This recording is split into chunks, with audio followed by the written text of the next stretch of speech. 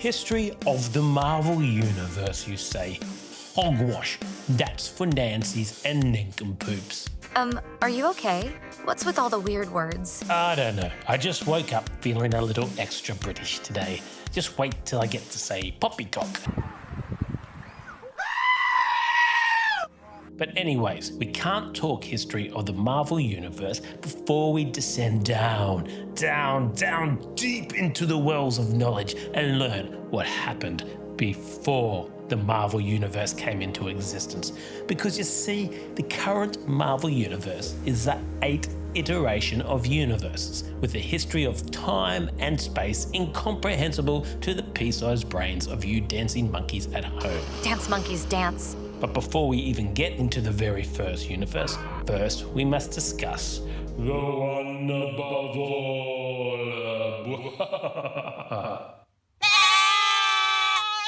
So, who is this guy? Or girl? Or thing? Or it? Well, the truth is, we don't know. But some people have theorized that if we were possibly able to see this dude, they'd probably look like this guy with a white mustache.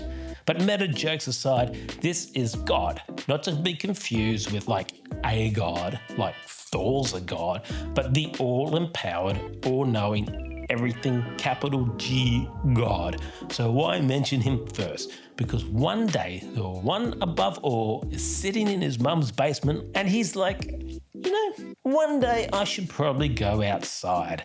And then he's like, oh snap, I better make it outside. So you're saying that the one above all has a mother? Is that what you took from that? I'm just saying, if the one above all has a mother, then technically she's the one above all and is really the one above all.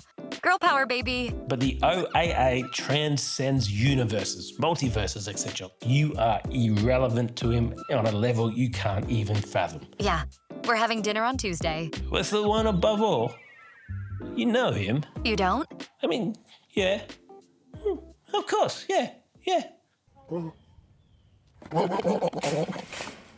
The one above all said something cool, like, let there be light or something. But you know, we don't even know if light existed back then. So hey, maybe he said, let there be puppies, and the first universe existed in extremely puppy form, which now makes me sad that I live in this one, but he really was like, hey, I'm bored, click, bam, universe 1. A single universe solo on its own because he's a lazy son of a biatch. Not technically a son or daughter of anyone. Good point. But because he was lazy, he created someone to look after it for him.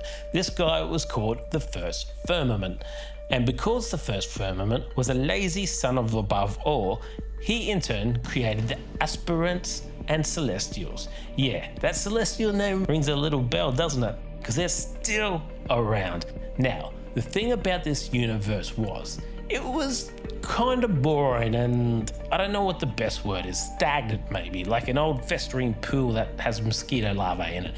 Like it didn't do anything. Like everything kind of just existed in stasis, I guess.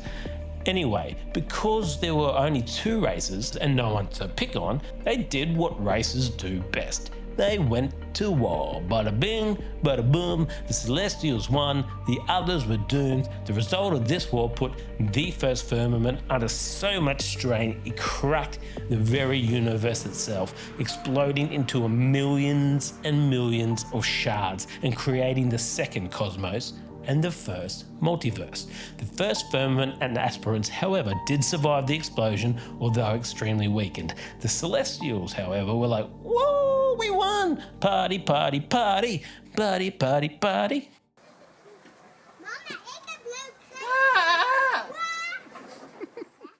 The second cosmos is the second iteration of universes to exist in space, time, I don't know. Aren't they the same thing? Don't you Back to the Future me. Anyways, as this new multiverse expanded, it took on a life of its own as an entity. Now, I couldn't find where this guy had an actual name, so if anyone finds it, put it in the comments, but the Celestials were like, look at all the new play areas, and started making their own peoples. Now, as the first firmament was at the edge of the multiverse licking his wounds, the Celestials were like, hey, we're gonna make these dudes and call them Omegas because the first firmament is the Alpha, so hardy ha ha, it's like an in-joke. Anyway, these guys would later become what are known as the Beyonders. Yeah, those guys. If you know, you know. You know, and they were later tasked with maintaining the multiverse, like the space outside the multiverse. My head hurts. I know. Now, the multiverse grew. Beings and species emerged, and because this was no longer stagnant, they also tried this new thing. I've got it here, hang on. I've got a name for it. Yes, they had the ability to die. And you know what? The all-encompassing nameless universe entity dude from earlier goes, hey, that looks kind of cool. I want to try. So he did. He tried it. And he died. On purpose. Stupid much? So yeah, a whole universe ending because the universe itself wanted to try dying. Really not sure if that's tragic or poetic.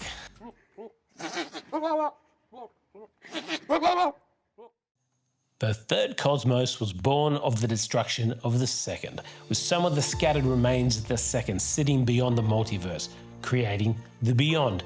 As you may have guessed, this is the space the Omegas, or Beyonders, were ordered to exist by the Celestials. Yep, those guys made it here too. They're like the random drunk you pick up at a party, then he follows you all night to every bar and club despite no one knowing his name. And that's him, Celestial Drunk. I coined the term, use it. No. Fine. The third cosmos was yet again a step up from its prior existence, now with a full understanding of death. So what else comes with all that? Well, it says that it was the first cosmos that understood narration. It's a confusing link, but to me it comes down to not just understanding death, but maybe the sacrifice, the risk, the charge of the Light Brigade and all that. Who are we but our own stories? A beginning, a middle, and hopefully a satisfying ending. Without death, there is no reward for life. There is no enjoyment to existence, just infinite middle void. That's beautiful. But with the sacrifice comes something else. The first ever hero. Meet Lifebringer 1. Here's a cosmic entity of the third cosmos, representing light and order and flowers, and that moment a girl walks past you wearing not so overpowering perfume, but due to his creation formed this natural antagonist, the Anti-All. Just, like, anti-all? As in anti-everything. Yeah, like, what are you rebelling against?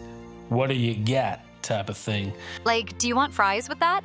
And he's like, don't tell me what to do. Yeah, anyways, Lifebringer 1 is the first hero, Anti-All, the first villain, hence the origin of narration. But as they always do, the hero wins, with Anti-All being go-bombed into 1,000 shards and spread out across the multiverse. Getting the theme here? Forming pockets of darkness like black mold under your kitchen sink. Seriously, dude, plug that leak. Now, reading between the lines, this significant event may have contributed to the death of the third cosmos, but I can't really find that confirmed anywhere. Again, if anyone knows, throw a link in the comments, as I couldn't really find confirmation regarding the death of the third cosmos. You're just lazy. And you're fat. Wait, no. Seriously, you're not. You really are a complete.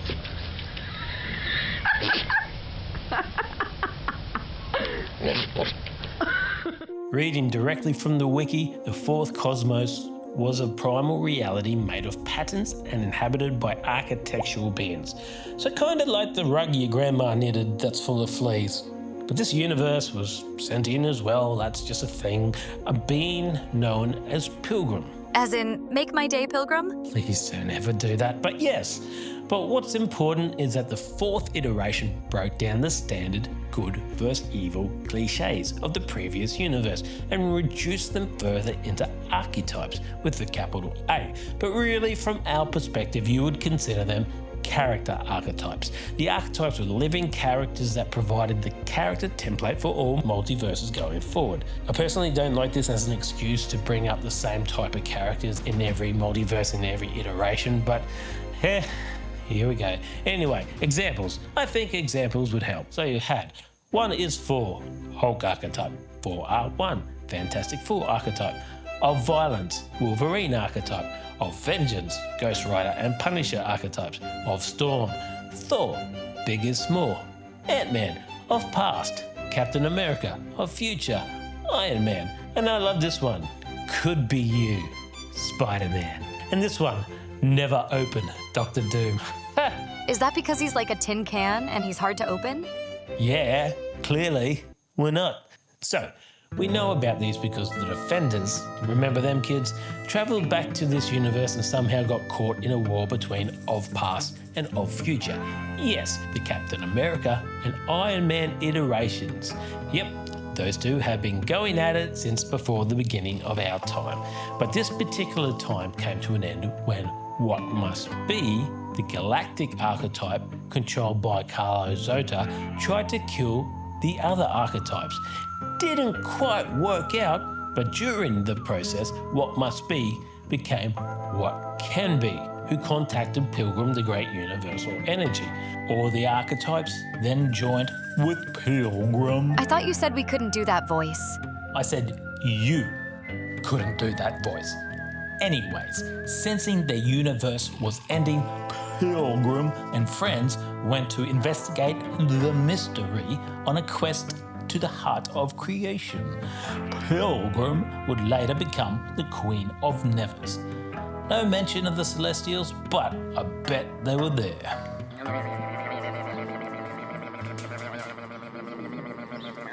The fifth cosmos is widely regarded as the origin of magic and sorcery. And Harry Potter? So, magic here was in its infancy, so widely uncontrolled but equally as powerful. So it's like that guy who can voice control everything in the house, like blinds closed, blinds open, fridge make me a latte, like magic was everywhere. So we're also introduced, of course, to the first Sorcerer Supreme, this dude named Moradin. Celestials rock up again, plant their seeds and bugger off like some F-boy. There's also these magical carnivorous worm-like creatures whose blood could be used as portals. That's it. That's all the information I have on them. There's also no information on how the universe died, so let's just go with that much unchecked magical energy easily utilized. There's bound to be a universe-ending explosion with it. What we do know is that Moradin survived the end and passed onto the sixth cosmos, changing his name to Omnimax. Now with Maximum Omni. Well, it's Omnimax, devourer of worlds, kind of like the Galactus of his time. Yeah, nice Omnimax. All hail Omenmax. Huh, I'm screwed, aren't I? Yep.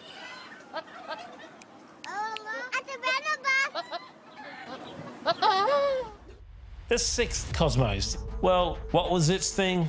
Science. Like, science wasn't even invented until like 6 universes in, but okay. Let's see. We have a conscious universe, but I couldn't find a name. Celestials, check. Omnimax resided here in his Galactus form, devouring worlds again, but there's not much info on the day-to-day life of the 6 Cosmosians. Is that what we're calling them? Now, there was this type of human race existing here though, and they were called the Tar-Ans, maybe how you say it, and they live on this planet Tar. Now, on the Tar-Ans homeworld was this dude called Gallant, and he finds out his universe, scratch that, the whole multiverse is dying. By a plague, no less. Damn dirty space rats. It's a little bit more different to what we know as a plague. This was called the Black Winter, kind of like a sentient cloud plague. But here we run into one of our first multiple retcons. But trying to sum up what happened in a general sense, Galen found out that the Black Winter was going to consume his universe, or at least his people. What happened next is up to debate, but the Tar-Ans go stuff this and decide to fly their spaceship into the sun. The universe was on the edge of collapse. The spaceship filled with deadly radiation, killing all but Galen. And maybe it was just radiation brain talking to him, or maybe it actually was the consciousness of the 6th cosmos appearing before him. But if it did, it was like, hey Galen, what up dude? And Gatlin's like, not much. The universe pretty much collapsed and I'm the only one left. And the cosmos is like, you want to survive? And Gallons are like, yeah, okay. So the cosmos floods him with the energy of a dying universe, protecting him from its inevitable collapse and allowing him to survive the end of the universe. Now, add the diced onion, a pinch of salt, a tablespoon of turmeric, incubate until the light of the seventh cosmos, and here and there we have it. One Galactus. Leave a comment if yours turned out delicious. Zapatero, ¿qué opina usted del gobierno de Zapatero? As you may have guessed, with the formation of Galactus at the beginning of the next multiverse, we have kind of the modern era that we and the Marvel Universe exist in. We're technically in the 8th cosmos because of the Beyonder incursions, Doom, Secret Wars, etc., splitting what we know of our time with Marvel. But generally the universe we're in starts in the 7th, even though we're in the 8th, if that makes sense. Anyway, I'm stopping here for now. I plan to continue the series right down the line, but obviously it's going to take a long time. It's not going to be a weekly or even monthly upload, but enjoy the rest of your days and do something nice for someone. Cheers.